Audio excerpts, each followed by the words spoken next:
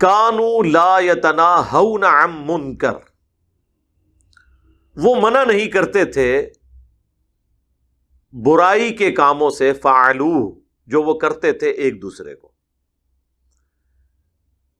ظاہر ہے کہ جو کام بندہ خود کر رہا ہے وہ کس منہ سے کسی دوسرے کو منع کر سکتا ہے؟ اب دیکھیں یہاں پہ یہ نہیں آیا کہ وہ نیکی کا حکم نہیں دیتے تھے، یہ بڑی حیران کن بات ہے، اور میں اس کو بار بار ایمفسائز کرتا ہوں کہ نیکی کی دعوت کرنا یہ دنیا کا آسان ترین کام ہے، برائی سے روکنا دنیا کا مشکل ترین کام ہے۔ یہاں پہ یہ نہیں آیا کہ وہ نیکی کا حکم نہیں دیتے تھے، صرف ایک غلطی کا ذکر ہوا ہے بڑے پیمانے پہ، جسے کہتے ہیں نا ہم اردو میں کہ ہاتھی کے پاؤں میں سب کا پاؤں۔ سب سے بڑی چیز یہ ہے کہ برائی سے نہ روکنا، تو اس میں امپلائڈ ہے کہ نیکی کا حکم بھی نہیں دیتے ہوں گے، یا اگر وہ نیکی کا حکم دیتے بھی تھے تو وہ کوئی افیکٹو نہیں ہے جب تک آپ برائی سے نہ روکیں۔ یہی ہمارا تبلیغی جماعت سے بھی اختلاف ہے، وہ کہتے ہیں جی ہم نے اپنی کتاب کا نام فضائل اعمال رکھا ہے، ہم نے صرف لوگوں کو نیک کاموں کی ترغیب دلانی ہے، جب لوگ نیکی کی طرف آئیں گے خود برائی چھوڑ دیں گے۔ ایسے کبھی نہیں ہوتا، اور پریکٹیکلی نظر بھی آ رہا ہے کہ ہوتا بھی ایسے نہیں ہے۔ چلے بھی لگ رہے ہوتے ہیں، دودھ میں پانی بھی مل رہا ہوتا ہے، کیوں؟ بھئی نیکیوں پہ زور ہے، اور کہیں تحت الشعور میں یہ بات بیٹھ جاتی ہے کہ قیامت والے دن شاید ہماری نیکیاں اتنی ہو جائیں کہ ہمارے گناہوں کا کفارہ بن جائے۔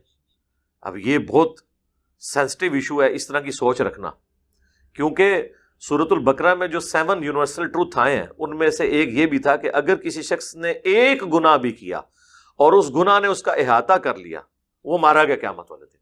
اللہ تعالیٰ کسی ایک بڑے گناہ پر جو متواتر کیا جائے ایسی گرفت فرما سکتا ہے کہ اس کی باقی نیکیاں بھی اس کا شاید مقابلہ نہ کر سکے۔ تو یہ بڑا سینسٹیو ایشو ہے، اس کو ہلکا نہیں سمجھنا چاہیے۔ تو وہ منع نہیں کرتے تھے برائی کے کاموں سے، لبئس ما کانوا یفعلون،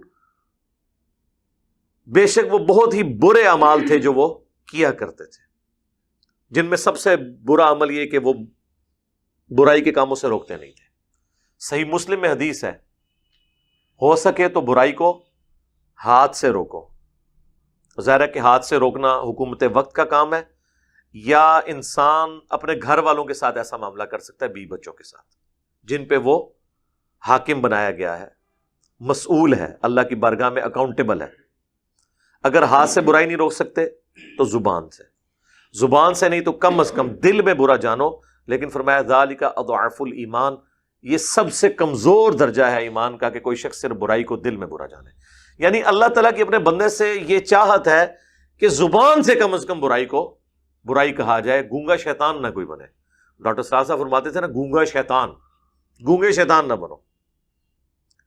حقیقت بات ہے خود نیکی کا کام کرنا بہت آسان ہے، لیکن کسی کو برائی سے روکنا یہ دنیا کا مشکل ترین کام ہے۔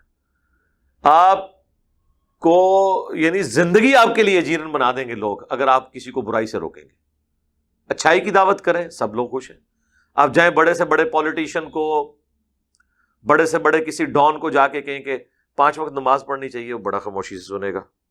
لیکن آپ اس کو اگر جا کے یہ کہیں کہ یہ حرام خوریاں چھوڑ دو جو تم گورنمنٹ کے فنڈ کے اندر خرد برد کرتے ہو اور ناحق لوگوں کا مال ہڑپ کر رہے ہو، قیامت والے دن تمہاری پکڑ ہوگی، جناب آپ دیکھیں اس کی چہرے کی تیوری، اور جب موقع ملے گا چھوڑے گا نہیں آپ کو، کیونکہ آپ نے اس کو برائی سے روکا۔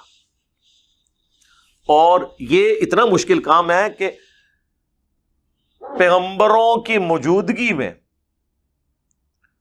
بھی، پیغمبروں کے ہوتے ہوئے بھی، اس زمانے کے لوگ جو اللہ کے ماننے والے ہوتے ہیں وہ بھی اس بات کو ایکسپٹ کرنے کے لیے بعض اوقات تیار نہیں ہوتے۔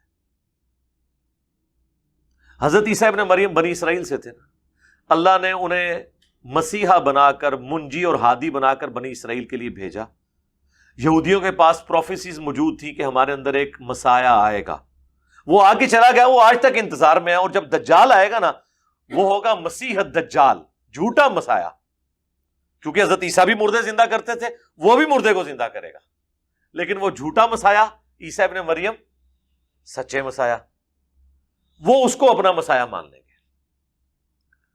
تو عیسیٰ ابن مریم جب بیت المقدس میں جا کے ان کی غلطیاں ان پہ ہائی لائٹ کرتے تھے تو بجائے یہ کہ ان کی بات کو قبول کرتے، ان کے کفر کے فتوے انہوں نے جاری کر دیے۔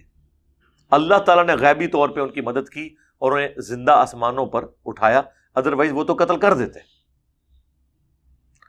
تو وہ تو پیغمبروں کے ماننے والے تھے جو بیت المقدس میں بیٹھے ہوئے تھے، کوئی بت پرست تو نہیں تھے، حضرت موسیٰ کے ماننے والے تھے، لیکن حضرت عیسیٰ علیہ السلام نے ان کی دم پہ پاؤں رکھ لیا تھا، حرام خوریوں سے، برائیوں سے، پیسے لے کے جھوٹے فتوے دینے سے انہوں نے روکا۔